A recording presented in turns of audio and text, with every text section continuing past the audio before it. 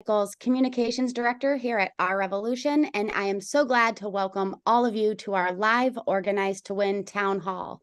Tonight, we are organizing for economic justice in all of its forms, and we have a great lineup. We're going to be talking to Sergio Valderrama, a McDonald's worker and DoorDash driver in Del Mar, California. Economist Richard Wolff will be with us, and U.S. Representatives Khanna and Barbara Lee, who we are excited to be backing for the U.S. Senate seat in California. This is going to be an amazing town hall, so thank you all for being here. Let's get things started. Folks, if you're in the Zoom chat, tell us your name, why you're here tonight, and what you are fighting for in terms of economic justice in your life. Let me open up the chat over here so I can see all of your great comments. We've got a lot of folks starting to tune in, and I want to give a big thank you to everybody for being here with us tonight. If you are not already a member, please sign up at the link we're dropping in the chat. We need you to help power this grassroots movement and get the word out. So once again, if you're just tuning in, my name is Amanda Nichols, and I'm the comms director at Our Revolution, and we're about to start our live economic justice town hall. Tonight, as I was saying, we're going to have Sergio Valderrama, a McDonald's worker and DoorDash driver from Del Mar, California. He's going to tell us what the economy has been like for him and talk a bit about how we organized and won AB 257 last year to get fast food workers a raise up to $20 an hour and a seat at the negotiating table. We'll also talk to economist Richard Wolff about the state of the economy, how we got here, and how vast wealth inequality is eroding our democracy.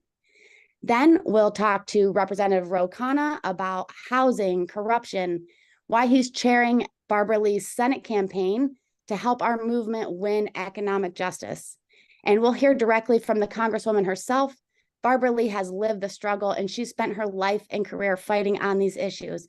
So don't forget to like and share this live stream on social media. Make sure as many people as possible see it.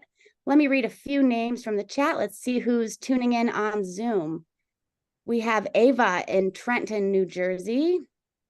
We have JL in Rescue, California. We have Chris in Sarasota. Brian W. says he's fighting for UBI and worker control of the means of production. We have Mark Imlay in Maryland and Aliana Fontanez. We have Joanne in Chicago, Tom Luce in Berkeley, California. He says he's a supporter of Representative Barbara Lee, hopefully senator. He's originally from Vermont and a longtime supporter of Senator Bernie Sanders. So I've already told you who's going to be on the call tonight. We are going to be starting in just a minute and a half. I love seeing everybody who's tuning in from all around the country. Linda in Kensington, California. We've got Paul in Bellingham, Washington, and Dorothea in Texas. Sherry from Phoenix City, Alabama. And Susan in Austin. She says she's fighting for women's rights, gay rights, and racial equality. Nathan from La Jolla, California is here as well. Ted Reich in New York, New York. And Michelle Reed in LA. We're about to kick things off, so don't go anywhere, and make sure to stay tuned all the way to the end tonight. We're going to have some great actions for you guys to take and in just a moment. So it's going to be a really powerful call tonight, I think. We've got some awesome guests. Professor Richard Wolff is here, Representative Khanna, Congresswoman Barbara Lee, who's running for U.S. Senate, and we're going to be hearing directly from Sergio Valderrama, a worker at McDonald's and DoorDash, to talk about how the economy is affecting him. I'm sure a lot of us can relate. And just a few more names before we get started. We have Steve from Evanston, Illinois, Carl in Green Bay, Wisconsin, Brian in Troutdale, Oregon, and Kat McNulty says, Barbara Lee speaks for me. Love to hear that. And with that, let me pass it off to our host for the evening, Paco Fabian. Paco. Thank you, Amanda. So great to see so many people in the chat weighing in from all over the country. A big crew from California tonight. Brothers and sisters and siblings, I'm Paco Fabian. I'm the Deputy Director here at Our Revolution. And I want to welcome all of you to our Organized to Win Town Hall tonight, whose theme is going to be economic justice. We've got thousands of progressives joining us right now, folks here in Zoom, folks on online, on Facebook and Twitter, folks on the phones. And we're gathering together because we're united in a mission to organize to win a more progressive America, an America that puts people over profits and lives up, to our democratic ideals.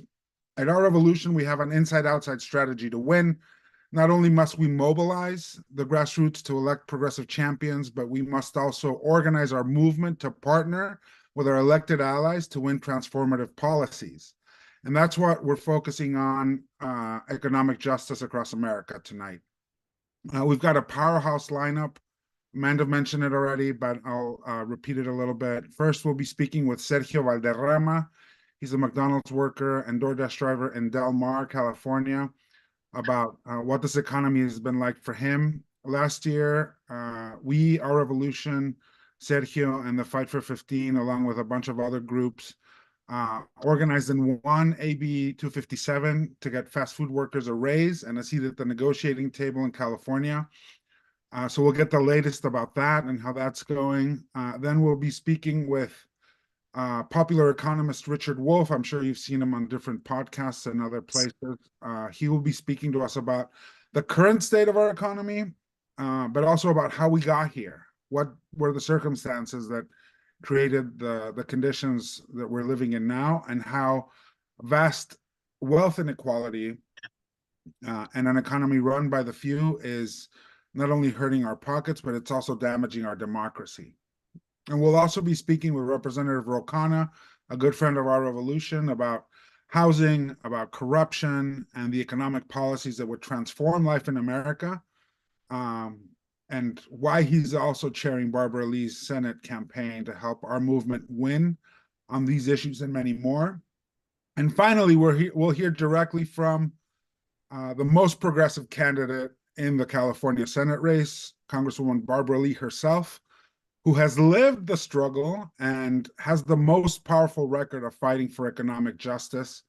Of course, of the three candidates in the California Senate race, but also in Congress, she's got one of the best records of fighting for economic justice and fighting for the little man. So we couldn't be more thrilled to be working with all of you tonight to help elect her to the U.S. Senate and hear from her tonight about the state of her race and the work she's doing right now, teaming up with Bernie Sanders to introduce the Oligarch Act in the House. That bill is designed to make billionaires pay their fair share in taxes. And the timing is key because tomorrow, our esteemed, let's say, Supreme Court will be hearing a case brought by millionaires and billionaires who are terrified that they're going to have to pay their fair share in taxes, and are trying to get the Supreme Court to prevent that from happening. So, wealth inequality has been soaring to new heights not seen since the first Gilded Age over 100 years ago.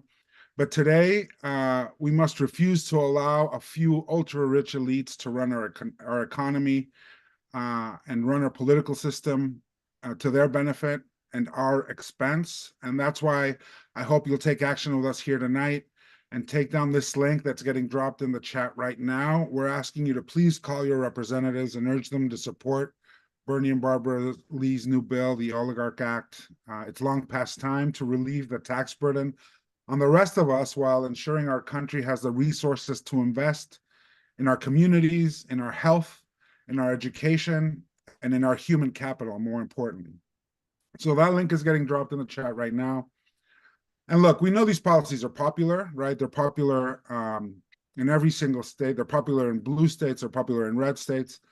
Our Revolution team was recently in California for the California nominating convention, where California delegates come together to pick who their party should be endorsing for different positions. And guess who won who won the most votes from delegates to be the California endorsed Senate candidate? Well, it was Barbara Lee.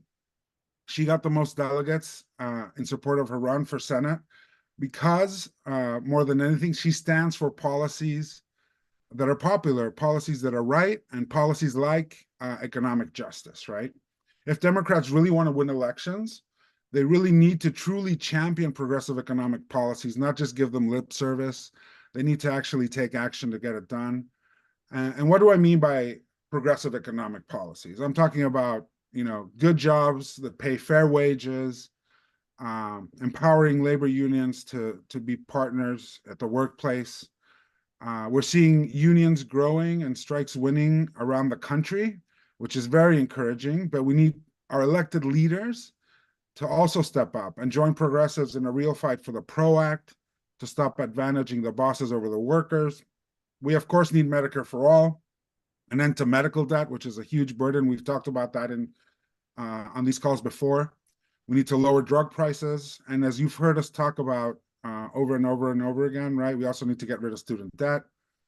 We know Barbara and Ro and our movement are deep in that fight.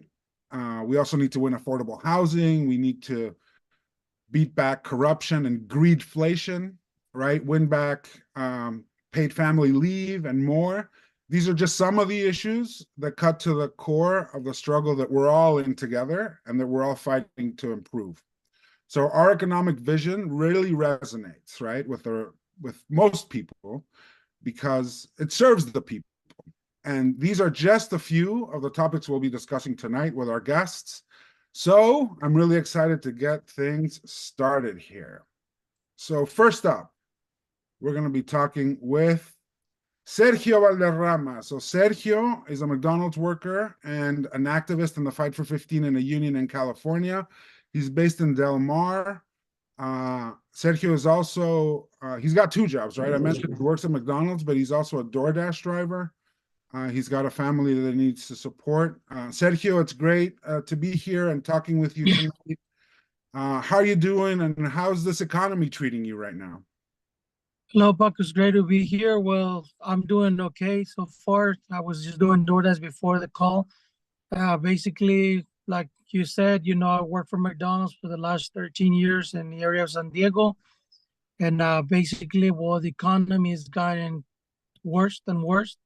And so I've been on the verge of working 2 or 3 jobs for the past 10 years because the cost of living is getting worse. And like I mentioned before, I live in a small loft with my 2 kids, my wife and I. And I figure that people here in California shouldn't go through the struggles that we are. So like I said before, I'm a leader in the Fight for 15 to form a union. And I have friends in the Lucha for 15 that are struggling with rent and living, basically, that are living out of the vehicles, and they're struggling to find a home. And basically, these new law that we just helped pass, which we want, AB 1228, is going to give us a better, how can I say, better breathing. Like, it's going to help us out a lot, making $20 an hour. And basically, the cost of living here in California is very high. So I'm glad we have a seat at the table now so that we can, try to change things around and make it better for everybody to live in California, or have a place to live in California. Yeah, so Sergio, tell me a little bit about how you got involved with the Fight for 15 and fighting for AB 257. What is the thing, or what are the set of circumstances that got you involved in this fight? Well, one day I was getting late to work, and I found this gentleman named Miguel, which is one of the recruiters for the Fight for 15. And he was telling me about how he was working to let all the workers know about the fighting rights, at the jobs, and things to make your life better in the work area. And at first I wasn't interested because it was not something for me. Like I said, I've always worked 2 or 3 jobs, and I tried to provide for my family. But I thought it was very interesting, help other people out. And like I said, at first they didn't think it for me, but now that I've been in the lucha for 15, trying to form a union, I figure that it's going to help me as well as going to help a lot of our friends and workers that are leaders in the fight for 15 and all the people that are not involved, because everybody needs a fair place to live or to work, and make good money. Yeah, so Sergio, in a perfect world, right? If you weren't, what would you be able to do with and provide for your family if you earned like a true living wage, right? Which some people say it's $25, some people say it's $50, depending on where you live, right? But what would you be able to do with a true living wage? Well, the way I see it, if I had a true living wage, I probably don't have to work 2 or 3 jobs like I mentioned before. Maybe I have to work only just one job, or maybe just a job and a part-time, not a full-time. Like I said, when I get out to go to work, I get out to go to work early, and then I don't get out from work, late. And I only have a fair chance to see my kids because I'm always working constantly. Yeah. And so tell us about what's next, right? In the Fight for 15, we've got AB 257 that's been signed by the governor. It's going to be implemented here starting pretty soon, right? So Yes. beyond the wages going up, what does it mean for you to win a voice at the job and be able to sit down and negotiate? Well, it means a lot because, now with the new win that we have, at least I'm going to be able, like I said, maybe take a day off, so that I can be with my kids a lot more, or at least sit down and have a family meal with my kids and my wife. So basically it means a lot because it's going to help a lot with, bills and rent and the cost of living, especially since this year it just went up and it's more expensive now, the rents. Yeah, I mean, rent's going up. The price of fuel for you to drive around in DoorDash, right, is going up. Yes. So what would you like to see change beyond, AB 257? What other policies do you think would be important? Things like, affordable housing, Medicare for all, other things that you think would really help not only you and your family, but other folks that are in similar situation to you? Well, first, like you say, the wages, because, we do need more money, to have a better cost, better living, to pay for the cost of living and stuff. And second, it will be like the health, because, I don't have insurance. I don't have any health insurance or anything like that. So I can actually afford to go see the doctor. I go see the doctor, but it costs a lot, and then I have to make payments. Right. And other things, I figure that it will help a lot of family members feed their families, because that's the most important thing. Even if you don't have a place to live, you should at least have a meal. Yeah. Well, Sergio, thank you so much for joining us. I know you've got to get back to work. I see you in your car getting ready to get back on the road to work. So really appreciate you joining us. Thanks for having me. And we're so proud to have been able to stand with you and all the other folks in La Lucha por 15 and the Fight for 15 in California to win AB 257. It's a huge win, and it could potentially be a game changer. But we can't stop there, right? We got to keep fighting for all the other things we want to see change. Yes. So thank you, Sergio. Really appreciate it. And thank you. All our best to you and your colleagues out in California. Thank you. Appreciate it. Appreciate you having me. All right. So you heard it from Sergio, from somebody that's, facing some real struggles in this economy. So we got the perspective of a worker, which is, I think, unfortunately, not too different from the perspective of many other workers, not just in California, but around the country. So I'd like to now welcome our next guest, economist Richard Wolff, to give us a broader view of the current economic state in America. We heard from a worker, but now let's get a little bit of a bigger picture, right? Professor Wolff has been one of the foremost critics of a rigged economy, and we're very, very, very excited to have him here with us tonight. Welcome, Professor Wolff. We just heard from Sergio in California and what he's experiencing. Would love to hear from you. First of all, how did we end up here, right? How did our economy end up in the place it is now? And what are you seeing right now in terms of the economy how it's affecting the lives of Americans. Well, thank you very much for inviting me, first of all. And let me tell you what a fan I am of our revolution and the fact that you are in the leadership of trying to make changes in an economy that is long overdue for the kinds of changes that you advocate. Let me offer only the following in the way of a context for the struggle you are engaged in.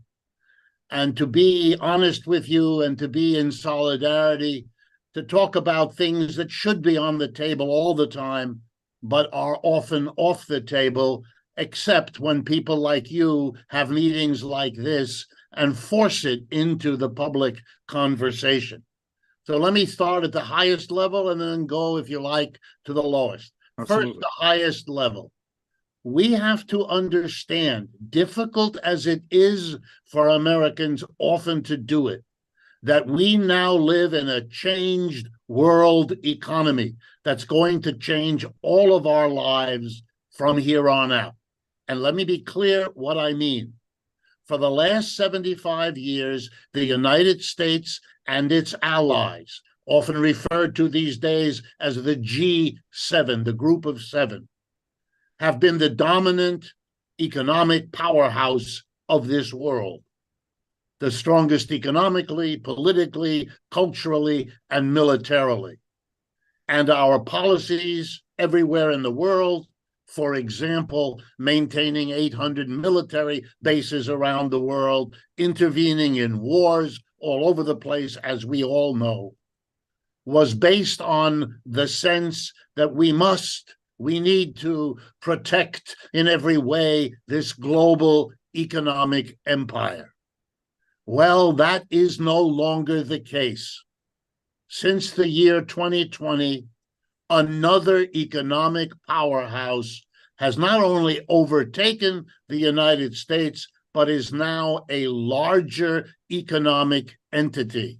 It's called the BRICS, B-R-I-C-S, and stands for Brazil, Russia, India, China, and South Africa.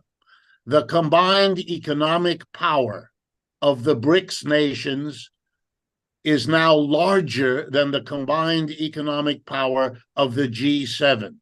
In simple English, China and the allies are now a larger, richer, bigger economic force than is the United States. We are now part of a multipolar world.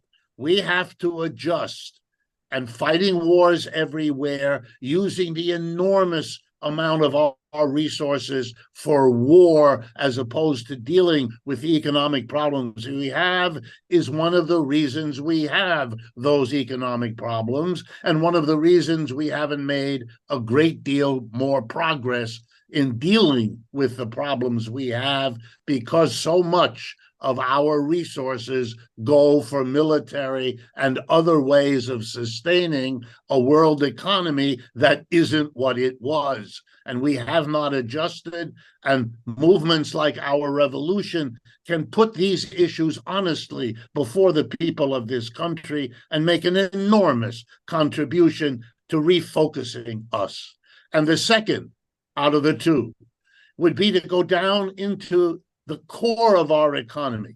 I'm an economist. I study how we go about producing and distributing goods and services in factories, in offices, in stores. And we have a way of doing that that is a fundamental problem. We have a tiny group of people at the top of every one of our enterprises, the board of directors, the owner, the corporation, whatever you call it.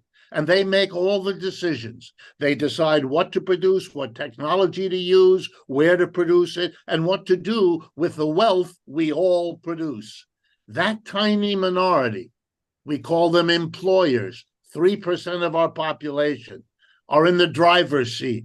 Inside the enterprise, they are the dictator. They are not economically or politically or democratically accountable to the armies of employees that they hire.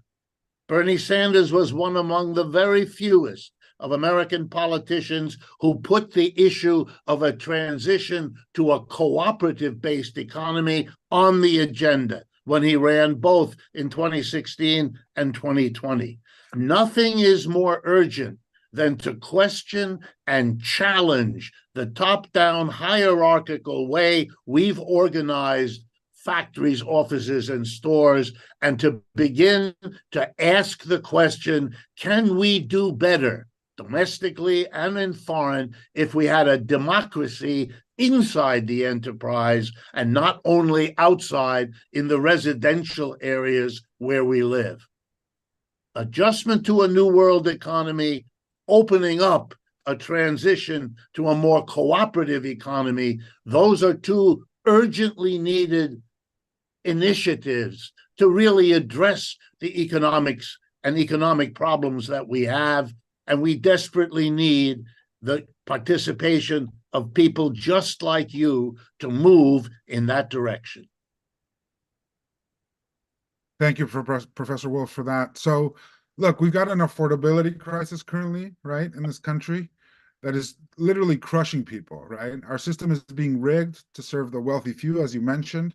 Can you speak a little bit about how this is also impacting our democracy? Yes, and the simplest way that I think all of you already know is that if you allow a tiny number of people, the owner, the beginner, the corporate director, the major shareholder, if you allow them to sit at the top of every enterprise, they will do, no surprise here, namely grab as much of the wealth generated in that enterprise for themselves.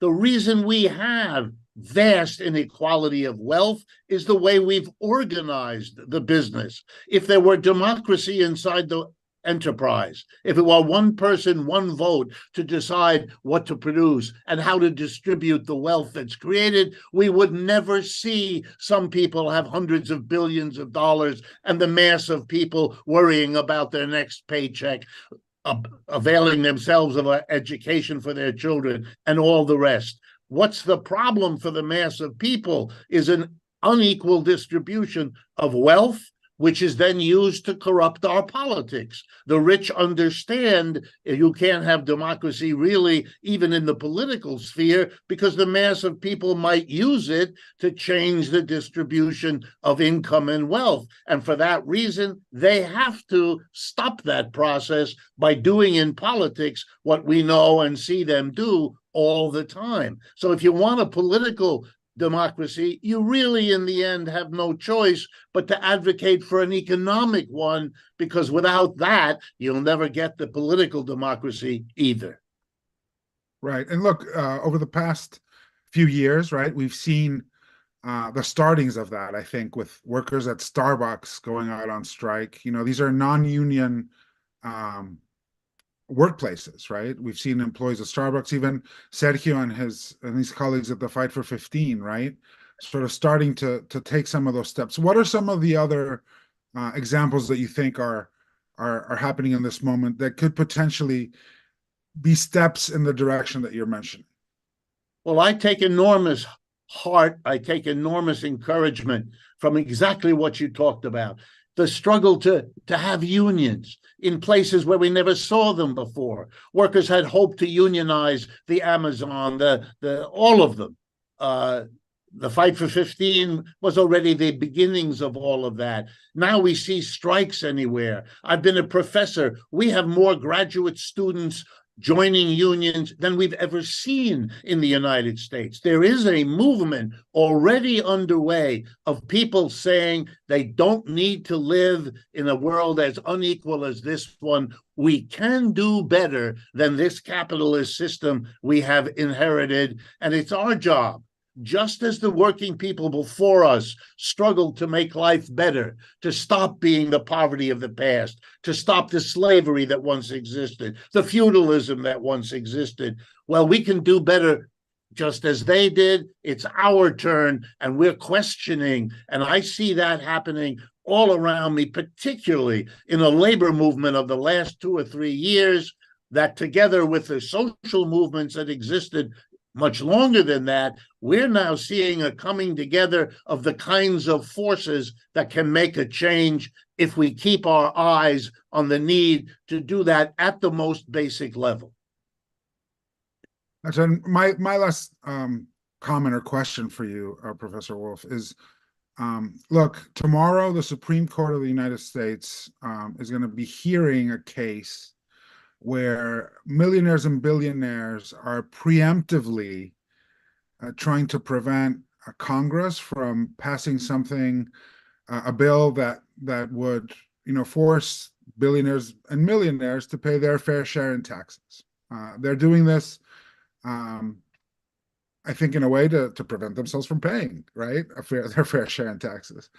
But when billionaires can, appeal to the court in that way, what does that mean for the rest of us, right, who don't necessarily have access to do something like that? It means that the democracy we live in has the forms of participation, but not the reality of it. The millionaires and billionaires are able to go to the Supreme Court and do this because they have been spending for years millions and billions of dollars to shape the editorial in the newspaper, to shape the curriculum in the schools, to shape the political discourse that we live in. If you allow vast inequalities of wealth in a society that gives everybody the vote, you are telling the super rich, you don't have the votes, you don't have the majority of people. You've got to use what you have or else you'll lose it. And what they have is the money. So they use the money to shape what's going on, to shape who gets to name the people on the Supreme Court. And we all know how that worked and who that has delivered into that position. That's why, to go to the base of the problem, to be radical in the sense of going to the root of things, you got to change the distribution of wealth. And by changing the way we run our enterprises, by making them democratic, we're not going to see billionaires sitting on top of the rest of us the way we have. And in my view, at least, right, in the workplace, that democracy starts with having a union. Yep. Professor Wolff, really appreciate the time you've had here with us. Any last remarks before we go to our next guest? Well, I appreciate your inviting me. I'm glad to participate, but I take my hat off to things like our revolution. What you are doing by staying the course, gathering people, exploring these issues, and not fearing to put the real basic issues before all of the people. That's an enormous service, and I thank you all for doing that. Well, thank you again for joining us, Professor Wolff, and I hope in the near future we can have you on again. This has been very enlightening to myself, and I'm sure to the rest of our Revolution members that are here listening, to the 500 folks on Zoom and the thousands that are on the phones. We really appreciate you joining us, and we look forward to seeing you again very soon. Be my pleasure. I'd be glad to do it. Thank you. Thank you very much. So you heard from Professor Wolff. We need to make some changes here. One of the things that we were pushing for is the Oligarch Act. So that link is getting dropped in the chat. You can reach out to your members of Congress, make sure they co-sponsor this legislation. It's a small step in making sure millionaires and billionaires are paying their fair share in taxes, so that we can start taking steps to a more equal and more democratic society here in the United States. So click that link, make the call, and we'll be circulating that link as well via email after the call as well. So I'm going to now bring up our next guest. We have Representative Ro Khanna, who's going to be here joining us in the House very, very soon. Representative Khanna is the co-chair, or he was the co-chair of Bernie's 2020 campaign, and he's now chairing Barbara Lee's Senate campaign. He's been a great friend of our revolution for a little bit, and a great partner in the fight for Medicare for All and CalCare in California in particular. A fighter to end corruption and to pass key policies of economic justice. So we're really excited to welcome Ro Khanna back. I hope he's with us in the waiting room, perhaps. I don't see him on. Let me see if he's in the other room. Sometimes he shows up over here, and I'm gonna move him over. So give me a second while I look for Ro Khanna. But he's been great. We've been working closely with him, like I mentioned, on CalCare. He's got legislation right now to because we can't move Medicare for all at the federal level, to allow states to move their own Medicare for all proposals through state legislatures. We understand it's not perfect, but it's a step towards what we want in Medicare for all. So let me see if I can find him as one of the attendees. I do not see him yet. Anybody else see him on here? Not yet. But he should be here soon. So in the meantime, I'll just ask you one more time. We need to pass the Oligarch Act. We need to make sure millionaires and billionaires are paying their fair share in taxes. As we mentioned before, this will help fund our human capital, help fund our education, our roads, our bridges, and help us get to things like Medicare for all. We need to be able to fund those. So we need, millionaires and billionaires to pay their fair share, like we all do. So hopefully Ro Khanna will join us here shortly. But I do see one of our other guests on now. So I'm going to jump around a little bit as we wait for Ro Khanna. And I see Representative Barbara Lee is here with us. So I'm going to go to her next. So excited to have been with her in California during the CADEMS convention and see her get the most amount of support from delegates for her race for U.S. Senate. As we all know, Barbara Lee is the most progressive candidate in that race. She's got the longest and most decorated progressive record of the three candidates running for U.S. Senate, and she is a hero of mine, personal hero of mine. I don't see her pin that I saw at the CADEMS convention. She doesn't have it on, but she has an awesome Shirley Chisholm pin that hopefully we'll see soon. So without further ado, Barbara Lee, welcome back. We're so excited to partner with you and so excited to have you on the call. And you've been a champion for economic justice for quite a while, clear-eyed and wholehearted. So tell us a little bit about what you're planning, in particular with the Oligarch Act. Sure, Paco. Listen, I think Ro just got on. He did. I see him now. So why don't you let Ro get on? All right. Stay in this regular order. It's fine with me. All right. We'll go back to our regularly scheduled order. Yeah. So Ro Khanna, so excited to have you on. As I mentioned, Ro was the co-chair of Bernie's 2020 campaign. Now he's chairing Barbara Lee's Senate campaign. He's been a great friend of our revolution and a great partner in the fight for Medicare for All and CalCare. Ro, welcome back. So happy to have you.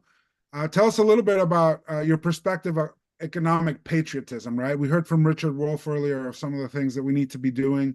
And tell us a little bit about how economic patriotism can bring Americans from varying ideologies together around a central issue in particular. Well, Paco, thank you. It's such a delight to be on, and I'm so honored to be on with my good friend, Barbara Lee. Barbara Lee is going to be our next senator from California.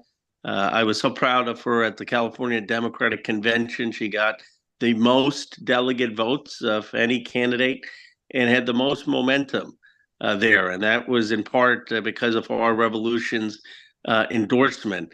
But it is because of the courage she has shown, the courage she showed on matters of war and peace. Of course, her most famous vote in 2001 in preventing the endless war in Afghanistan, the only person in the entire Congress who said, don't give George W. Bush a blank check.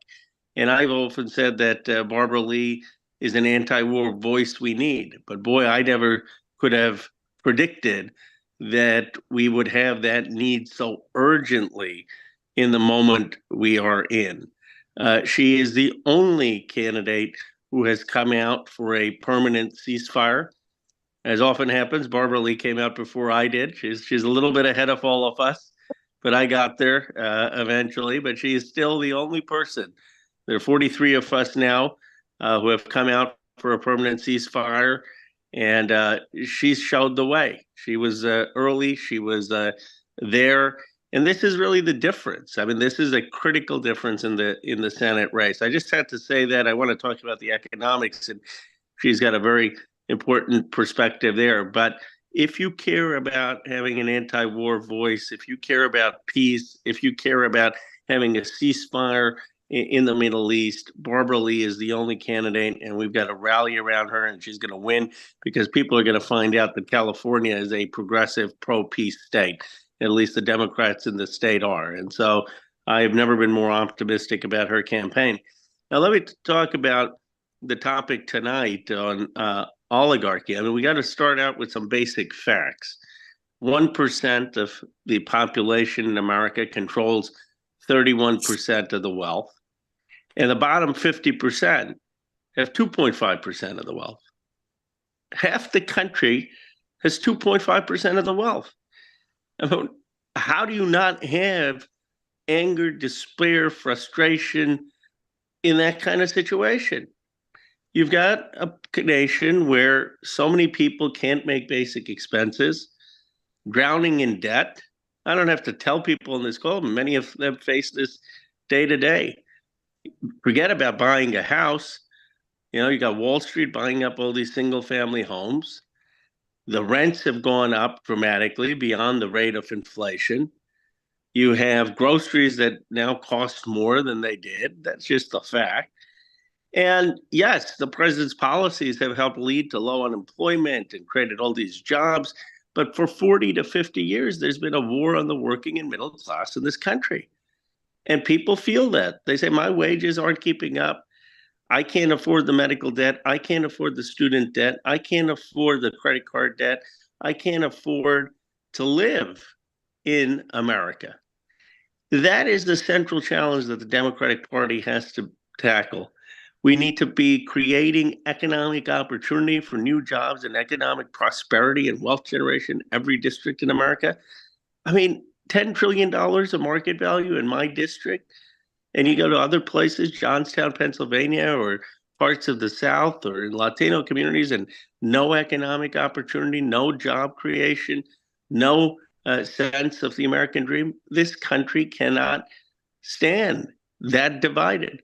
So we've got to bring the economic opportunity and job creation for new industries, for technology, for new small business everywhere in America, in every single district in America. But then we also need to make sure that we're prioritizing the working class. And this is why I co-chaired Bernie's campaign, why I'm chairing Barbara Lee's campaign. That means Medicare for all, single-payer health care, so that we don't have the extraordinary costs. It means universal childcare $10 a day. It means forgiving student loans. It means free public college. It means finally having a living wage. It means paid family leave.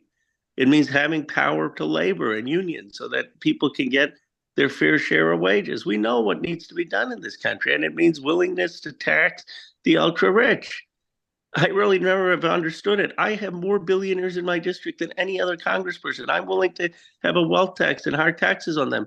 How is this a hard vote for anyone else? I'm waiting for the congressperson who raises their hand and says, I've got more billionaires in my district. If it's not a hard vote for me, it can't possibly be a hard vote for anyone else in terms of taxing the ultra wealthy and having those resources go to giving people the childcare, healthcare, education they need to have a shot at the American dream, and the investment in housing. That's what comes up over and over and over again. So we can build more social housing, build more public housing, have laws that say rent should not go up higher than the rate of inflation. I don't care what they call it, rent control or whatever. They should not. We can't have a situation where people are having rent increases at the rate that they are. So we need to make sure that we are providing people with investments in housing. Cory Bush has a wonderful bill on all of the things we need to do to invest in our housing. trust in public housing, social housing, in tackling rent, to make sure that we can actually tackle the housing crisis in America. It's a housing crisis, particularly for young people. Let me just end by saying, there's a huge difference between taking a position a year ago, 2 years ago, to check a box saying, oh, I'm for Medicare for all, and dedicating your life to fighting for economic transformation for the working class. Barbara Lee has been dedicated to making this fight from the day she got into public service. It's personal for her because of how she grew up, but it's also philosophical for her because she understands the dignity that every person in this country, every person in this world is due, and how we need to make sure an economy works for every American. So I'm so excited about her campaign. I can't wait till she's our senator, and I'm excited by what all of you have done in our revolution. You took her from a few percent underdog to now winning almost the California Democratic nomination and being right there in the top two. Let's keep going. Let's get her over the top. Absolutely. Thank you so much, Representative Khanna, for joining us. I just had one question for you, and yes, you touched on the economic stuff, and it's all, amazing the work that both of you are doing on this, right? But there's also, and I think you have an anti-corruption proposal as well, right? Something that, as we heard from Richard Wolff, when folks have, the money, they'll use it, right, or lose it. And so, can you tell us a little bit about that plan? I'll say the first thing is no PAC money, no lobbyist money, no super PAC money. I mean, the idea that some of my colleagues, because they've come out for a permanent ceasefire, are being targeted to have some multimillionaire throw $5 million, $10 million to try to take them out. That's not democracy. We need to ban the super PACs, the lobbyists, especially in Democratic primaries. We need to make sure that members of Congress can't trade stock. We need to make sure that there are term limits, in my view, for Supreme Court justices. We need to make sure members of Congress can't go become lobbyists. I mean, we end that revolving door, and there needs to be ethics for the Supreme Court justices. You can't just have multimillionaires and billionaires who have cases in front of the Supreme Court taking these Supreme Court justices out for vacation. I came out with this basic policies of reform, and the video went viral because people are tired of it. They're tired of big money influencing politics, influencing our court, so that most people can't get the healthcare, education, childcare that they need. When these policies are polling at 70, 80%, we have to take on big money in this country. Well, thank you so much, Representative Khanna, for joining us tonight. I really appreciate it. Thank you, Paco. Thank you for your incredible leadership. Hey, and to Joseph, I know he's had, a personal situation, but I just want to give him a shout out for all his leadership and vision. Absolutely. He'll be joining us on the next call. It's not just us, it's everyone that's on this call and everyone that's part of our revolution, including you and Representative Lee. We got to do this together, right? So really appreciate you joining us. Thank you. And if we want to advance economic policies like the ones that we were just described, those policies that change lives and make our economy work for all of us, we need to have Barbara Lee in the Senate. So this is an exciting opportunity for those of you here tonight with us to get a progressive powerhouse in the upper chamber. And I hope you'll join our team of phone bankers to make calls in California for Barbara Lee. That link is getting dropped in the chat right now. Please sign up. Let's get her over the finish line and get her to be the next senator from California. And speaking of the next senator from California, it is now my distinct pleasure to welcome Congresswoman Barbara Lee to our call. She's the most progressive candidate in the California Senate race. She's got the most progressive record in the U.S. House of Representatives, although Ro Khanna's catching up a little bit, but you still got it, Barbara Lee, so you're good. And so welcome back. Welcome to our call. We're so excited to have you here and to be partners with you in your race and in the fight for economic justice. And you are such a clear-eyed person on this issue, and we know that you've lived it firsthand, right? So tell us a little bit about the fight for economic justice, and in particular, your bill, the Oligarch Act, and how that could help us try to address some of that. Sure. First, Paco, let me just thank you so much for your tremendous leadership, and thank Joseph in his absence, but also our revolution. I want to thank you all for really being the organization that here, especially in California, is the progressive organization that has a statewide presence that gets it on so many fronts. And so thank you so much, Paco, for helping us. Yes, we did take the highest vote getter at the Democratic Party convention, and that's in large part due to our revolution and our allies. And this was a grassroots movement, and I know our revolution prides itself on being the voice of the people. So thank you so much, Paco. And to Bro, I don't know if my co-chair is on, but I just want to thank him for his leadership and want to call your attention to the fact that he wrote this book. I don't know if you read it, but I told him what an amazing book, Progressive Capitalism. Now, for a while I said, how can you be a progressive and talk about progressive capitalism? But Roe breaks it down, and he breaks it down in a way where folks who don't have the background that Roe has, such as myself, I'm by profession a psychiatric social worker, a community, and my background's mental health, but I see how people are suffering each and every day because of income inequality and economic injustice. And so for Roe to be able to break down capitalism in a way and economics in a way for ordinary folks like myself to understand, and to understand it in a very clear way why we have to fight for this, is just really remarkable. And so I just want to thank Roe for that and for being co-chair and helping steer our campaign to a March victory. Because, in California, it's the top two. We're going to be in one of the top two because of Roe, Khanna, because of you, Paco, and because of our revolution. So thanks again. And to Richard Wolff and to Sergi and to all of you tonight, thanks so much for coming together with this great meeting and call. And a couple of things I just want to mention before I just mention the Oligarch Act, because I come to this from a place where I know what economic injustice is.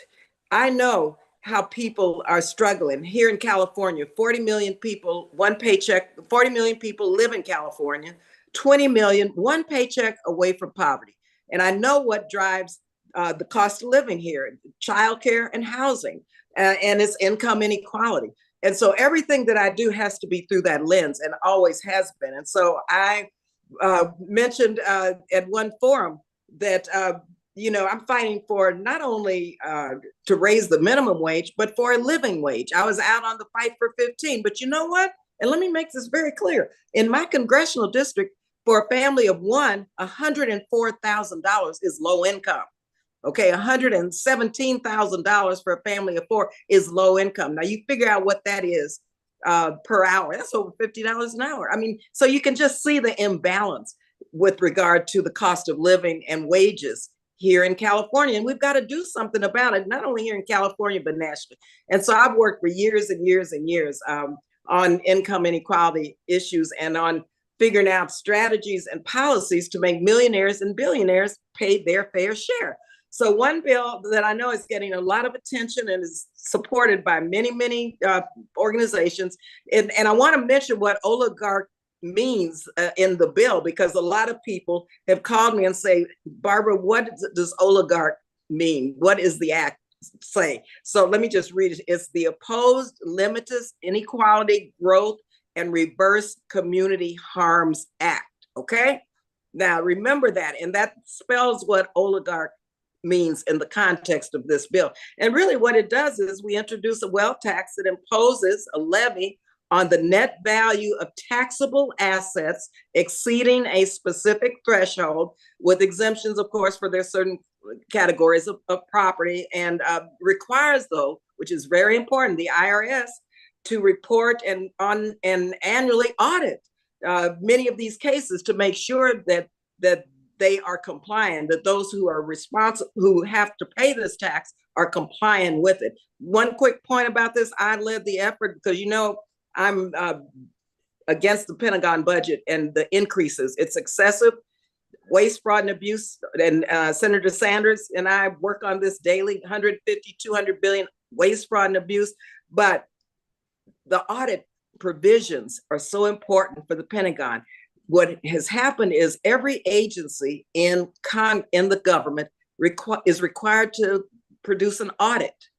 Now, a few years ago, I found out that the Pentagon was the only agency, the only department in the government that is not held accountable to the audit. So I went to a Republican and we worked together to require the Pentagon to conduct an audit.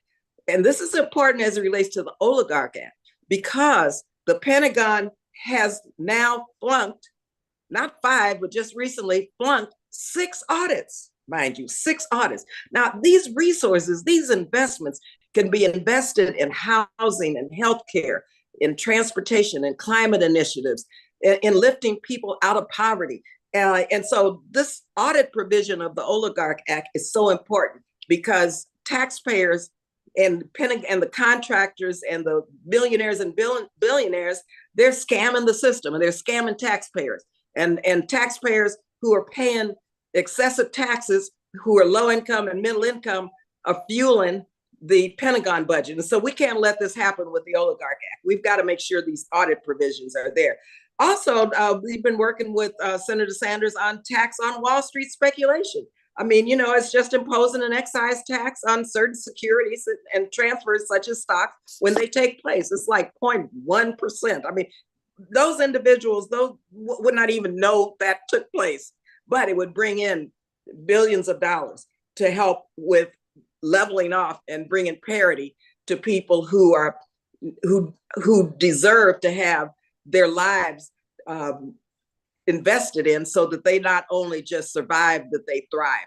And so there's several bills that I work on with Senator Sanders, including the Oligarch Act, the Tax on Wall Street Act, the curtailing executive overcompensation, you know, to impose a 1% excise tax on employees, check this, with at least 50-to-1 wage disparity between the CEOs and workers. So we have to hit this on all fronts in terms of economic justice and inequality.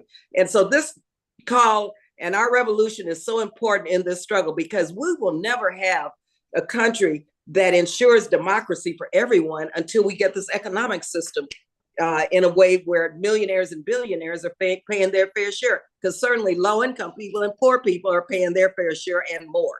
And so thank you all again very much for doing this, because this is an issue. And a lot of people wonder why you, as with the background in social work, and I've been doing this for years in terms of economic policy, in terms of trying to make our tax system work.